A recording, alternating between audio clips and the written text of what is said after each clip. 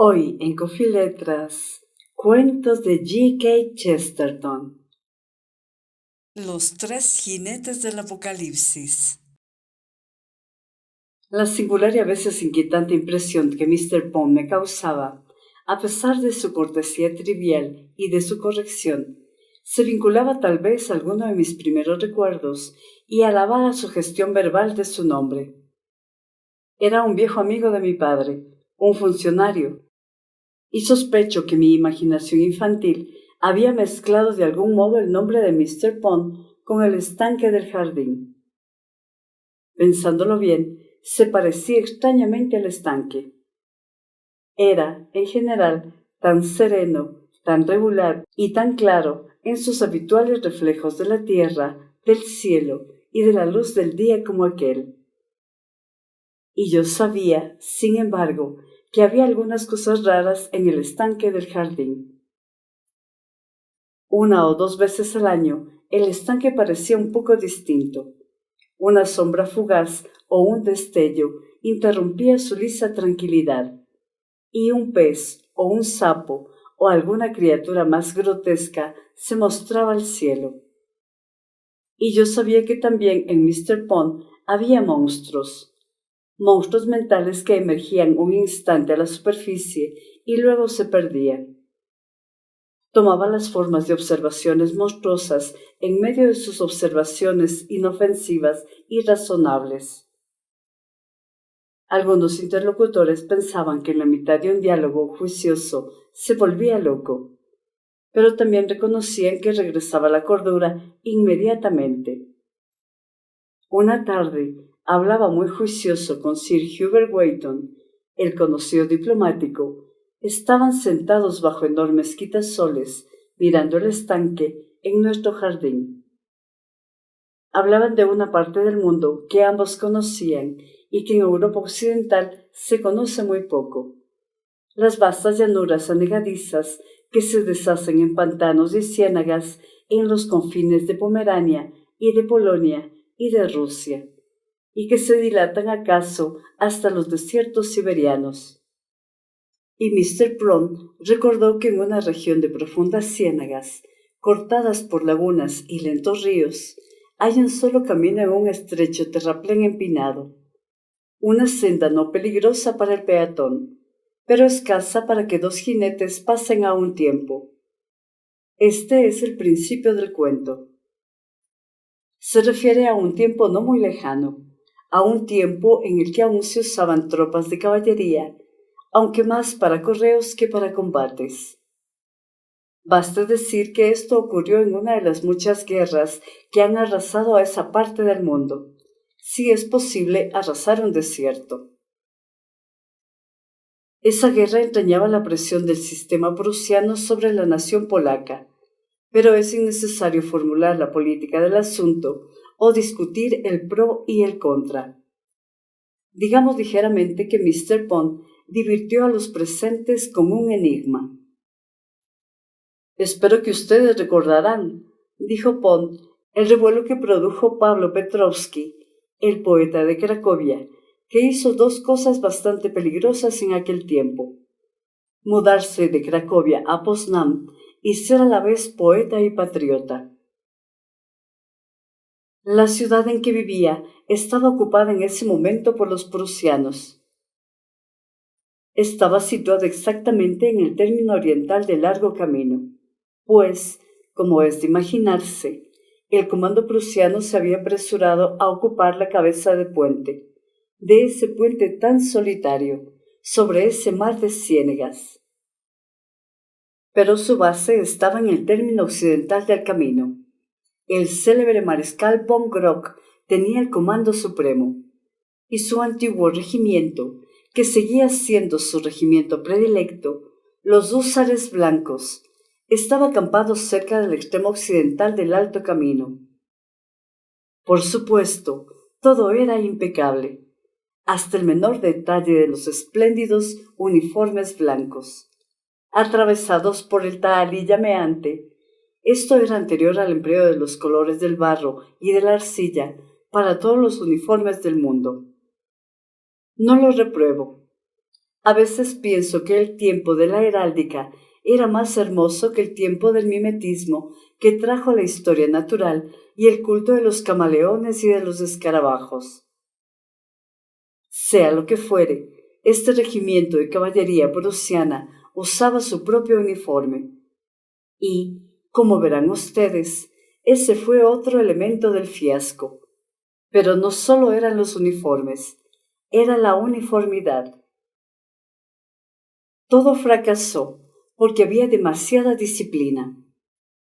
Los soldados de Grog le obedecían demasiado, de modo que no podía hacer lo que quería. Eso debe ser una paradoja, dijo Weyton con un suspiro. Será muy ingenioso y todo lo que quieran, pero realmente es un desatino. Ya sé que la gente suele decir que hay demasiada disciplina en el ejército alemán, pero en un ejército no puede haber demasiada disciplina. Pero no lo digo de una manera general, dijo Pond quejumbrosamente. Lo digo refiriéndome a este caso particular. Grog fracasó porque sus soldados le obedecieron. Claro que si uno de los soldados le hubiera obedecido, las cosas no hubieran ido tan mal. Pero como dos de sus soldados le obedecieron, el hombre fracasó. Weyton se rió guturalmente. Me encanta su nueva teoría militar. Usted permite la obediencia a un soldado en un regimiento, pero que dos soldados obedezcan ya es un exceso de disciplina prusiana. No tengo ninguna teoría militar. Hablo de un hecho militar, contestó Mr. Pond plácidamente. Es un hecho militar que Grog fracasó porque dos de sus soldados le obedecieron. Es un hecho militar que hubiera tenido éxito si uno de ellos hubiera desobedecido. Encárguese usted de las teorías militares. No soy aficionado a las teorías, dijo Weyton con cierta sequedad, como alcanzado por un insulto trivial. En ese momento se vio la vasta y fanfarrona figura del capitán Gahagan, el incongruente amigo y admirador del apacible Mr. Pond. Tenía una fogosa malva en el ojal y un sombrero de copa atezado sobre la roja cabellera. Y aunque era relativamente joven, había en su andar un contoneo que sugería la época de los dandis y de los duelistas. Alto y de espaldas al sol, parecía el emblema de la arrogancia. Sentado cara al sol, atenuaban la impresión anterior los ojos pardos, muy suaves, tristes y un poco ansiosos. Mr. Pond interrumpió su monólogo y se perdió en un torrente de disculpas. Estoy hablando demasiado, como de costumbre. La verdad es que hablo de ese poeta, Petrovsky, que casi fue ejecutado en Poznań, hace ya tiempo. Las autoridades militares vacilaban. Iban a dejarlo en libertad si no recibían órdenes directas del mariscal von Grock. Pero el mariscal había decidido que muriera el poeta y mandó la sentencia de ejecución esa misma tarde. Después mandaron un indulto, pero como el portador del indulto murió en el camino, el prisionero fue puesto en libertad. ¿Pero cómo?, repitió mecánicamente Weyton. Naturalmente, el prisionero fue puesto en libertad, observó Gahan, con una voz fuerte y feliz. Es claro como la luz del día. Cuéntanos otro cuento. Es una historia estrictamente cierta, protestó Mr. Pond, y ocurrió exactamente como les digo. No es una paradoja. Claro, si se ignoran los hechos, todo puede parecer complicado. Sí, convino Gahan. Necesitaremos muchos detalles para comprender que esa historia es simple. Cuéntela de una vez, dijo Weyton. Pablo Petrovsky era uno de esos hombres nada prácticos, que son de prodigiosa importancia en la política práctica. Su poder estaba en el hecho de que era un poeta nacional, pero también un cantor internacional. Es decir, Tenía una bella voz poderosa con la que cantaba sus himnos en todas las salas de concierto del mundo. En su patria, naturalmente, era una antorcha y un clarín de esperanzas revolucionarias, especialmente entonces, en aquella crisis internacional en que el lugar de los políticos prácticos había sido ocupado por hombres mucho más o menos prácticos. Porque el verdadero idealista y el verdadero realista comparten el amor de la acción. Y el político práctico vive de formular objeciones prácticas a cualquier acción. La obra del idealista podrá ser impracticable, la del hombre de acción inescrupulosa, pero en ninguno de los dos casos puede un hombre ganar una reputación por no hacer nada. Es raro que esos dos tipos de extremos estuvieran en los dos extremos de ese largo camino entre los pantanos. El poeta polaco, prisionero en la ciudad, a un extremo; el soldado prusiano, comandando el campamento, al otro. Porque el mariscal von Grob era un verdadero prusiano, no solo enteramente práctico, sino enteramente prosaico. Jamás había leído un verso, pero no era un imbécil. Poseía el sentido de la realidad, propio de los soldados. Ese sentido le impedía incurrir en el error asnal del político práctico. No se burlaba de las visiones, se limitaba a detestarlas. Sabía que un poeta o un profeta podían ser peligrosos como un ejército, y había resuelto que el poeta muriera. Era su único tributo a la poesía, y era sincero. Estaba sentado ante una mesa, en su tienda. El yelmo con la punta de acero, que siempre usaba en público, estaba a su izquierda, y su cabeza maciza parecía calva, aunque solo estaba rapada. También la cara entera estaba rapada y nada la cubría, salvo unos anteojos muy fuertes, que daban un aire enigmático al rostro pesado y caído. Se volvió a un teniente que estaba firme a su lado, un alemán de los de cara indefinida y cabello pálido, cuyos redondos ojos azules miraban como ausentes. «Teniente von Horkheimer», preguntó, «¿dijo usted que Su Alteza llegaría esta noche al campamento?» «A las 7:45, mi general», respondió el teniente, que parecía poco dispuesto a hablar, como un gran animal que apenas dominase esa habilidad. «Estamos justo a tiempo», dijo Grob, «para mandarlo a usted con la sentencia de muerte, antes que llegue. Debemos servir a Su Alteza de todas formas, pero especialmente ahorrándole molestias inútiles. Ya tendrá bastante con revisar a las tropas. Cuide que todo esté a disposición de Su Alteza. A las 8:45, Su Alteza partirá para el próximo puesto avanzado». El teniente volvió parcialmente a la vida e hizo un esbozo de saludo. «Es claro, mi general, todos debemos obedecer a Su Alteza». «He dicho que todos debemos servir a Su Alteza», dijo el mariscal. Con un movimiento más brusco que de costumbre, se quitó los anteojos y los arrojó sobre la mesa. Si los vagos ojos azules del teniente hubieran sido perspicaces, se hubieran dilatado todavía más ante la transformación operada por ese gesto. Fue como la remoción de una máscara de hierro.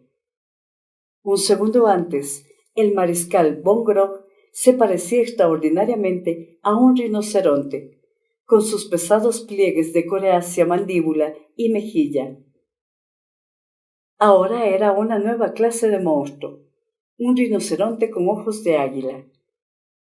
El frío resplandor de sus ojos viejos hubiera dicho casi a cualquiera que algo había en él que no era solamente pesado, que algo había en él hecho de acero y no solo de hierro, porque todos los hombres viven por un espíritu, aunque sea un espíritu malvado, o uno tan extraño a la comunidad de los hombres cristianos que éstos apenas saben si es bueno o malo.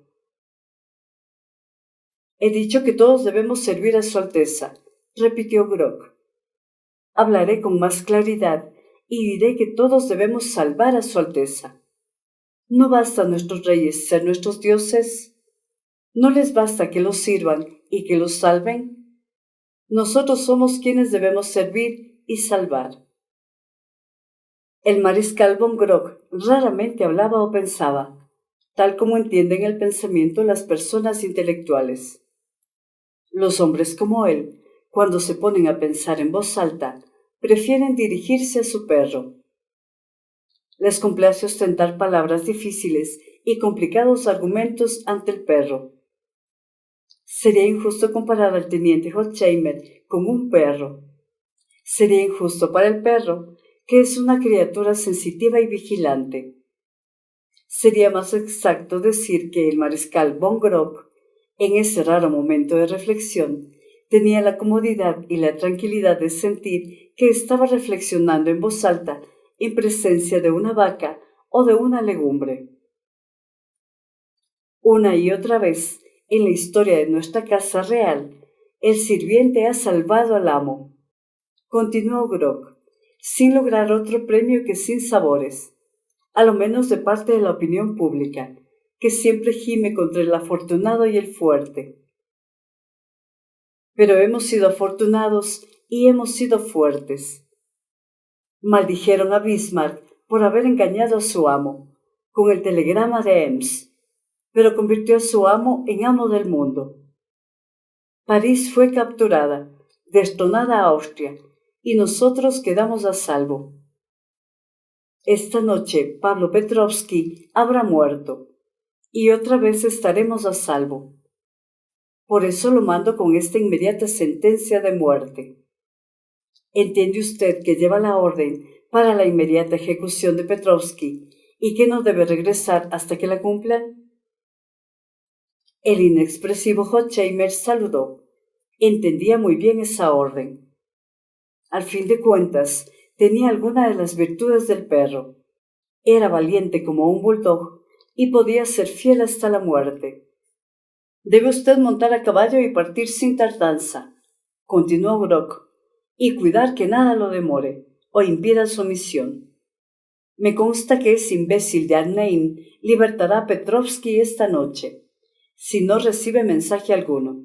¡Apresúrese!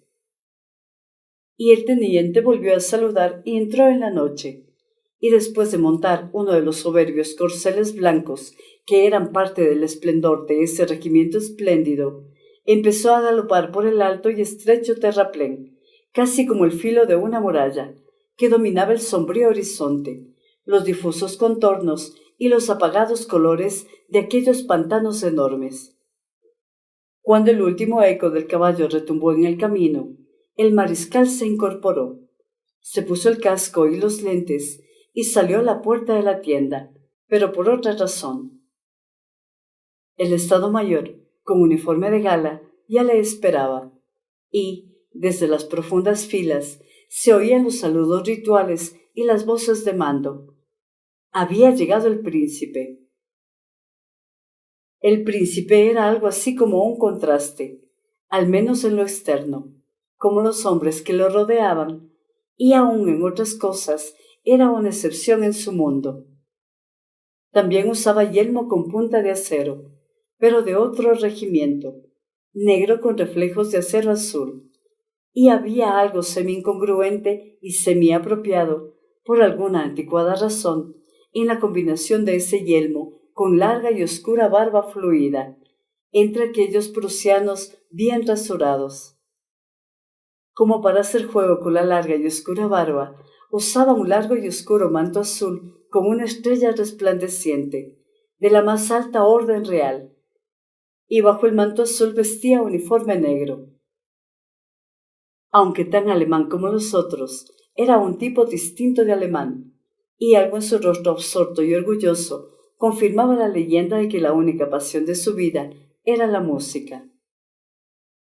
En verdad, el adusto Grog creyó poder vincular con esa remota excentricidad el hecho fastidioso y exasperante de que el príncipe no procediera inmediatamente a revisar las tropas, formadas ya en todo el orden laberíntico de la etiqueta militar de su nación y que inmediatamente abordara el tema que el mariscal quería evitar, el tema de ese polaco informal, su popularidad y su peligro, porque el príncipe había oído las canciones de este hombre en los teatros de toda Europa. Hablar de ejecutarlo es una locura, dijo el príncipe, sombrío bajo su casco negro. No es un polaco vulgar, es una institución europea. Sería lamentado y divinizado por nuestros aliados, por nuestros amigos, hasta por nuestros compatriotas. ¿Quiere usted convertirse en las mujeres locas que asesinaron a Orfeo? Alteza, dijo el mariscal, sería lamentado, pero estaría muerto. Sería divinizado, pero estaría muerto. De los actos que anhela ejecutar, no ejecutaría uno solo. Todo lo que hace ahora cesaría para siempre. La muerte es un hecho irrefutable, y me gustan los hechos. ¿No sabe usted nada del mundo?, preguntó el príncipe. Nada me importa del mundo, contestó Grog, más allá de los jalones de la frontera. ¡Dios del cielo!, gritó el príncipe. Usted hubiera fusilado a Goethe por una indisciplina con Weimar. Por la seguridad de su casa real, contestó Grog, no hubiera vacilado un instante. Hubo un breve silencio, y el príncipe dijo con una voz seca y distinta. ¿Qué quiere usted decir? Quiero decir que no he vacilado un instante, dijo el mariscal con firmeza. Ya he enviado órdenes para la ejecución de Petrovsky. El príncipe se irguió como una gran águila oscura. Su capa ondeó como en un vértigo de alas, y todos los hombres supieron que una ira más allá del lenguaje había hecho de él un hombre de acción. Ni siquiera se dirigió al mariscal. A través de él, con voz alta, habló al jefe de Estado Mayor, general von Senner, un hombre opaco, de cuadrada cabeza, que había permanecido en segundo término, quieto como una piedra. ¿Quién tiene el mejor caballo de su división? ¿Quién es el mejor jinete? Arnold von Stade tiene un caballo que vencería a los de carrera, respondió enseguida el general, y es un admirable jinete. Es de los húsares blancos. Muy bien, dijo el príncipe, con la misma decisión en su voz. Que inmediatamente salga en persecución del hombre con esa orden absurda, y que lo detenga. Yo le daré una autorización que el eminente mariscal no discutirá. Traigan papel y tinta. Sentóse, desplegando la capa. Le trajeron lo pedido. Escribió firmemente y rubricó la orden que anulaba todas las otras y aseguraba el indulto y la libertad de Petrovsky, el polaco. Después, en un silencio de muerte que von Grog aguantó sin pestañear, como un ídolo bárbaro, el príncipe salió de la estancia, con su capa y su espada. Estaba tan disgustado que nadie se atrevió a recordarle la revista de las tropas. Arnold von Stade, un muchacho ágil, de aire de niño, pero con más de una medalla en su blanco uniforme de húsar, juntó los talones, recibió la orden del príncipe y, afuera, saltó a caballo y se perdió por el alto camino, como una exhalación o como una flecha de plata. Con lenta serenidad el viejo mariscal volvió a la tienda. Con lenta serenidad se quitó el casco y los anteojos y los puso en la mesa. Luego llamó a un asistente y le ordenó buscar al sargento Isworth, de los húsares blancos. Un minuto después se presentó ante el mariscal un hombre cadavérico y alto, con una cicatriz en la mandíbula, muy moreno para alemán, como si el color de su tez hubiera sido oscurecido por años de humo, de batallas y de tormentas. Hizo la venia y se cuadró mientras el mariscal alzaba lentamente los ojos. Y aunque era muy vasto el abismo entre el mariscal del imperio, con generales a sus órdenes, y aquel sufrido suboficial, lo cierto es que de todos los hombres que han hablado en este cuento, Solo estos dos se miraron y se comprendieron sin palabras. Sargento, dijo secamente el mariscal, ya lo he visto 2 veces. Una, creo, cuando ganó el primer premio del ejército en el certamen de tiro. El sargento hizo la venia, silencioso. La otra, continuó el mariscal, cuando lo acusaron de matar de un tiro a esa vieja que se negó a informar sobre la emboscada. El incidente dio mucho que hablar, aún en nuestros círculos. Sin embargo, se movió una influencia en su favor, sargento. Mi influencia. Otra vez el sargento hizo la venia. El mariscal prosiguió hablando de un modo frío, pero extrañamente sincero. Su Alteza, el príncipe, ha sido engañado en un punto esencial a su propia seguridad y a la de la patria. Y ahora acaba de mandar una orden para que pongan en libertad a Petrovsky, que debe ser ejecutado esta noche. Repito, que debe ser ejecutado esta noche. Tiene usted que salir inmediatamente en pos de Bonischat, que lleva la orden, y detenerlo. Me será muy difícil alcanzarlo, mi general, dijo el sargento. Tiene el caballo más veloz del regimiento y es el mejor jinete. Yo no dije que lo alcanzara, dije que lo detuviera, dijo Grog. Luego habló más despacio. Un hombre puede ser detenido de muchos modos, por gritos o disparos. Se hizo más lenta y más pesada su voz, pero sin una pausa. La descarga de una carabina podría llamarle la atención. El sombrío sargento hizo la venia por tercera vez y no despegó los labios. El mundo cambia, dijo Grog, no por lo que se dice o por lo que se reprueba o alaba, sino por lo que se hace. El mundo nunca se repone de un acto.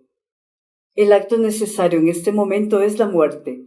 Dirigió al otro sus brillantes ojos de acero y agregó: hablo, claro está, de Petrovsky. El sargento Schwartz sonrió ferozmente, y también él, después de alzar la lona que cubría la entrada de la tienda, montó a caballo y se fue. El último de los 3 jinetes era aún más invulnerable a la fantasía que el primero. Pero, como también era humano, siquiera de un modo imperfecto, no dejó de sentir, en esa noche y con esa misión, el peso de ese paisaje inhumano. Al cabalgar por ese terraplén abrupto, infinitamente se dilataba en derredor algo más inhumano que el mar. Porque nadie podía nadar ahí, ni navegar, ni hacer nada humano. Solo podía hundirse en el lodo, y casi sin lucha. El sargento sintió con vaguedad la presencia de un fango primordial, que no era sólido, ni líquido, ni capaz de una forma, y sintió su presencia en el fondo de todas las formas. Estás escuchando Coffee Letras con Eva Grijalva.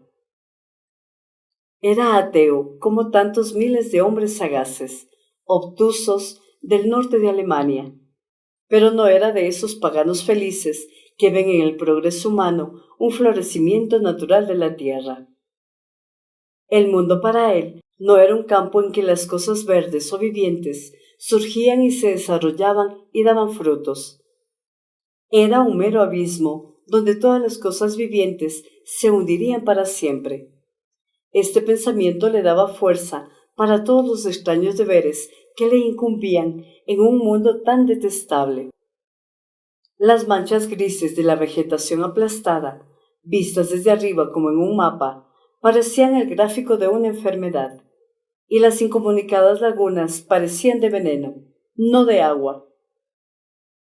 Recordó algún escrúpulo humanitario contra los envenenadores de lagunas.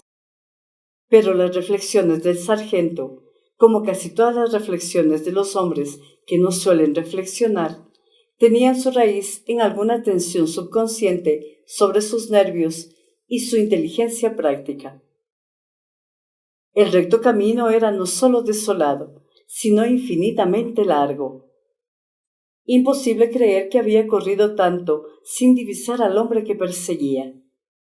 Sin duda, el caballo de von Schart debía ser muy veloz para haberse alejado tanto, porque solo había salido un rato antes. Schwartz no esperaba alcanzarlo, pero un justo sentido de la distancia le había indicado que muy pronto lo divisaría. Al fin, cuando empezaba a desesperarse, lo divisó. Un punto blanco que fue convirtiéndose muy despacio en una forma blanca surgió a lo lejos, en una furiosa carrera. Se agrandó porque Schwartz espoleó y fustigó a su caballo. Llegó a un tamaño suficiente la raya anaranjada sobre el uniforme blanco que distinguía el uniforme de los húsares. El ganador del premio de tiro de todo el ejército había dado en el centro de blancos más pequeños que aquel. Enfiló la carabina y un disparo violento espantó, por leguas a la redonda, las aves salvajes de los pantanos. Pero el sargento Schwartz no pensó en ellas. Su atención estaba en la erecta y remota figura blanca, que se arrugó de pronto como si el fugitivo se deformara. Pendía sobre la montura como un jorobado, y Schwartz, con su exacta visión y con su experiencia, estaba seguro de que su víctima había sido alcanzada en el cuerpo y, casi indudablemente, en el corazón. Entonces, con un segundo balazo, derribó al caballo, y todo el grupo ecuestre resbaló y se derrumbó y se desvaneció en un blanco relámpago dentro del oscuro pantano. El sargento estaba seguro de haber cumplido su obra. Los hombres como él se aplican mucho en sus actos. Por ese motivo suelen ser tan erróneos sus actos. Había ultrajado la camaradería, que es el alma de los ejércitos. Había matado a un oficial que estaba cumpliendo con su deber. Había engañado y desafiado a su príncipe y había cometido un asesinato vulgar sin la excusa de una pendencia. Pero había acatado la orden de un superior y había ayudado a matar a un polaco. Estas dos circunstancias finales ocuparon su mente, y emprendió el regreso para dar su informe. No dudaba de la perfección de la obra cumplida. Indudablemente, el hombre que llevaba el perdón estaba muerto, y, si por un milagro solo estuviera agonizando, era inconcebible que llegara a la ciudad a tiempo de impedir la ejecución. No, en suma, lo más práctico era volver a la sombra de su protector, el autor del desesperado proyecto. Con todas sus fuerzas se apoyaba en la fuerza del gran mariscal, y, en verdad, el gran mariscal tenía esta grandeza. Después de la monstruosidad que había cometido, o que había ordenado cometer, no temió afrontar los hechos o las comprometedoras posibilidades de mostrarse con su instrumento. Una hora después, él y Schwartz cabalgaban por el largo camino. En un determinado sitio desmontó el mariscal, pero le dijo al otro que prosiguiera. Quería que el sargento llegara a la ciudad y viera si todo estaba tranquilo después de la ejecución, o si persistía algún peligro de agitación popular. «¿Aquí es, mi general?», interrogó el sargento en voz baja. Hubiera jurado que era más adelante, pero la verdad es que este camino infernal se estiraba como una pesadilla. «Aquí es», dijo Grog, y con lentitud se apeó del caballo. Se acercó al borde del parapeto y miró hacia abajo. Se había levantado la luna sobre los pantanos y su esplendor magnificaba las aguas oscuras y la escoria verdosa, y en un cañaveral, al pie del terraplén, yacía, en una especie de luminosa y radiante ruina, todo lo que quedaba de uno de los soberbios caballos blancos y jinetes blancos de su antiguo regimiento. La identidad no era dudosa. La luna destacaba el cabello rubio del joven Arnold, el segundo jinete, y el mensajero del indulto. Brillaban también el talaí y las medallas que eran su historia, y los galones y los símbolos de su grado. Grog se había sacado el yelmo, y aunque ese gesto era tal vez la vaga sombra de un sentimiento funeral de respeto, su efecto visible fue que el enorme cráneo rapado y el pescuezo de paquidermo resplandecieron pétreamente bajo la luna como los de un monstruo antediluviano.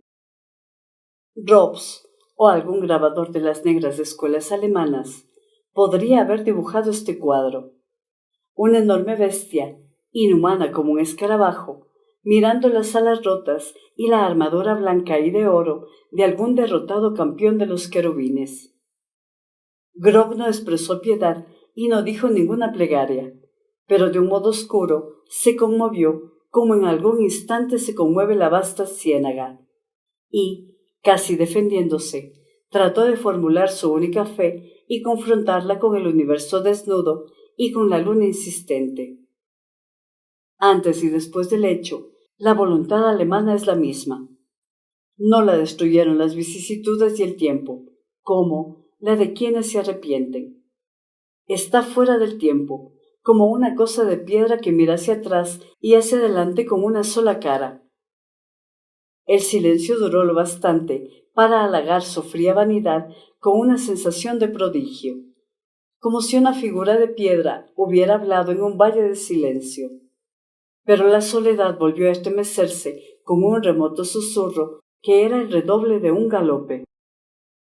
Poco después llegó el sargento y su cara oscura y marcada no solo era severa, sino fantasmal en la luz de la luna. «Mi general», dijo, haciendo la venia con una singular rigidez, «he visto a Petrovsky, el polaco». «¿No lo enterraron todavía?», preguntó el mariscal sin levantar los ojos. «Sí lo enterraron», dijo Schwab. «Ha removido la lápida y ha resucitado de entre los muertos». Schwab seguía mirando la luna y la ciénaga, pero, aunque no era un visionario, no veía lo que miraba, sino más bien las cosas que había visto. Había visto a Pablo Petrovsky recorriendo la iluminada avenida de esa ciudad polaca. Imposible confundir la esbelta figura, la melena romántica y la barba francesa que figuraban en tantos álbumes y revistas. Y detrás había visto la ciudad encendida en banderas y en antorchas, y al pueblo entero adorando al héroe, festejando su libertad. «¿Quiere decir», exclamó Grog con estridencia repentina en la voz, «que han desafiado mi orden?» Schwab hizo la venia y dijo, «Ya lo habían puesto en libertad y no habían recibido ninguna orden». «¿Pretende usted hacerme creer», dijo Grog, «que del campamento no llegó ningún mensajero?» «Ningún mensajero», dijo el sargento.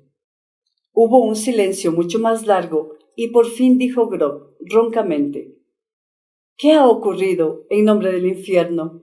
¿Puede usted explicarlo?» «He visto algo», dijo el sargento, «que me parece que lo explica». Cuando Mr. Pond llegó a este punto, se detuvo con una placidez irritante. «¿Y usted puede explicarlo?», dijo Gahagan. «Me parece que sí», dijo Mr. Pond tímidamente. «Como usted sabe, yo tuve que aclarar el asunto cuando el ministerio intervino. Todo fue motivado por un exceso de obediencia prusiana. También fue motivado por un exceso de otra debilidad prusiana, el desdén. Y de todas las pasiones que ciegan y enloquecen y desvían a los hombres, la peor es la más fría, el desdén». Grog había hablado con demasiada libertad ante el perro y ante la legumbre. Desdeñaba a los imbéciles, aún en su regimiento. Había tratado a von Hosheimer, el primer mensajero, como si fuera un mueble, solo porque parecía un imbécil. Pero Hosheimer no era tan imbécil como parecía. Había entendido, tanto como el sargento, lo que el gran mariscal quería decir. Había comprendido la ética del mariscal, la que afirma que un acto es irrefutable, aunque sea indefendible. Sabía que lo que su jefe deseaba era el cadáver de Petrovsky, que lo deseaba de todos modos, a costa de cualquier engaño de príncipes o muertes de soldados. y cuando oyó que lo perseguía un veloz jinete, comprendió inmediatamente que éste traía un indulto del príncipe.